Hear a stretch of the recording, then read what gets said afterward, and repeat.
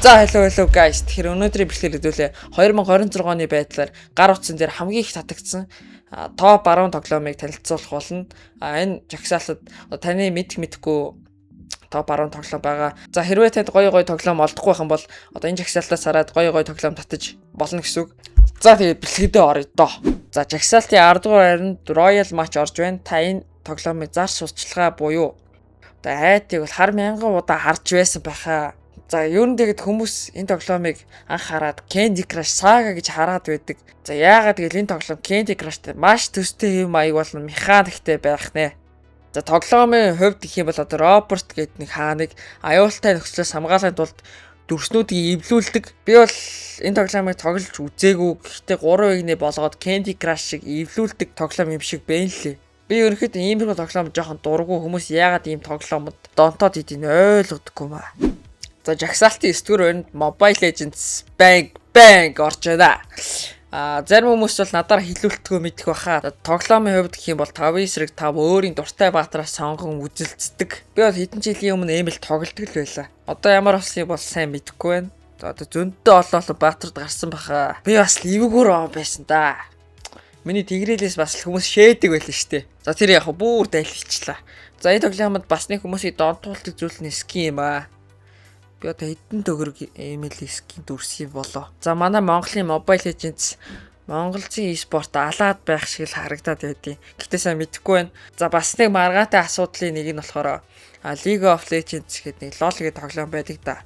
LoL-ыг email хуулсан гэж үздэг юм бэлээ. За LoL бол emailтэй шүүхтээд нэг хэдэн төгрөг email-ээс салгаж яасан л юм шиг байна лээ.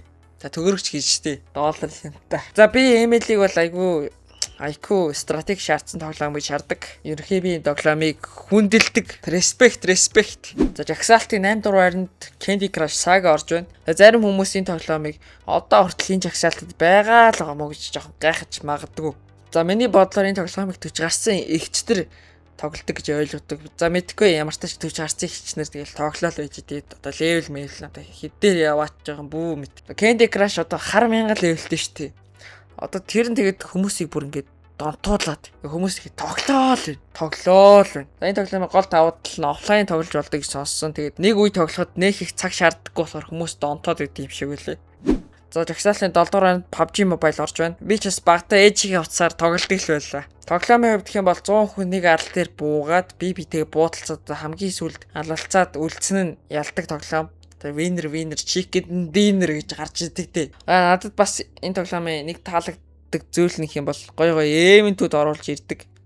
Одоо тэр Godzilla те Spider-Man тэргээл гоё юмнууд гаргадаг байсан юм аа. Одоо хэдэн жилийн өмнө. За миний санаж байгаагаар Монгол улсын PUBG Mobile баг болох юу лээ? APG гэдэг баг маань нэлээд амжилт гаргаж байгаа харагдсан. За бас нэг хүмүүсийг донтуулдаг зүйлсийн нэг нь скин юм аа. Хүмүүс хэлтчгүй би ч гэсэн ямар нэг тоглоом скинийг заавал амаар санагдаад идэв юм аа яагаад ч юм. Гоё скинүүдээр буутахад нэг яагаад ч юм сонир буудалд ороод идэв юм санагдтыг. За тэгээд PUBG Mobile-ыг бол би бас л хөвдөө хүндэлдэг дээ. Respect.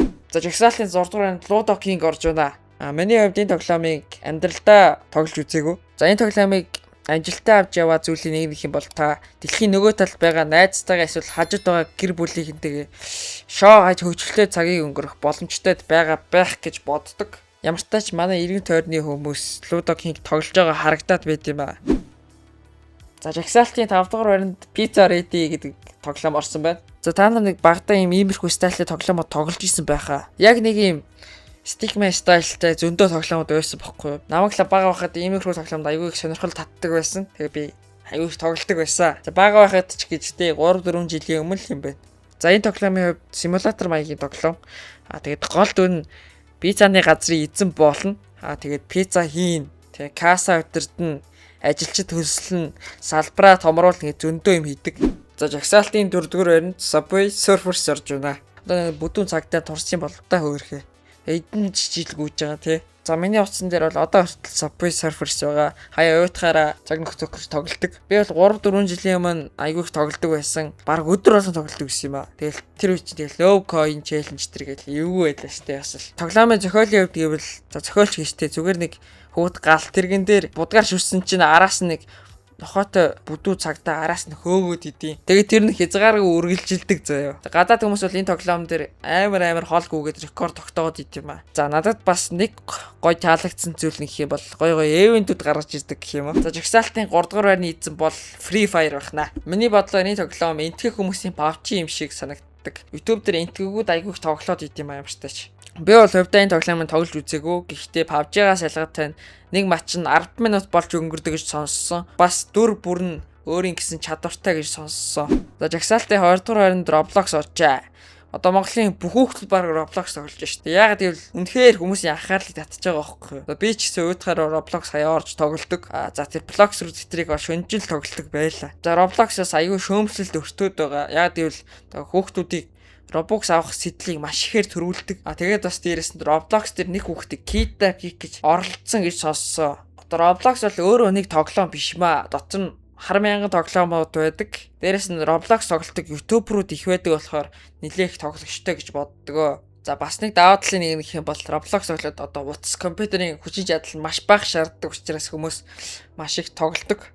За жагсаалтын 1-р өрөнд Block Blast орж байна. За би бол энэ тоглоомыг өмнө тоглодог байсан. Надад ерөнхий таалагдсан. Бас тархийг амрааж допамин ихэр ялгаруулдаг гэж сонссон. За тэгээд хүмүүсийн Block Blast рекордыг харахаар ер нь амар юм билээ. За тэгээд 2026 оны байдлаар утсан дээр топ 10 хамгийн их татагдсан тоглоом энэ байлаа. Хэрвээ танд бичлэг таалагдсан бол лайк, subscribe хийхэд мартаа. Тэгээд дараагийн бичлэгээр уулзтлаа. Түр баярлалаа.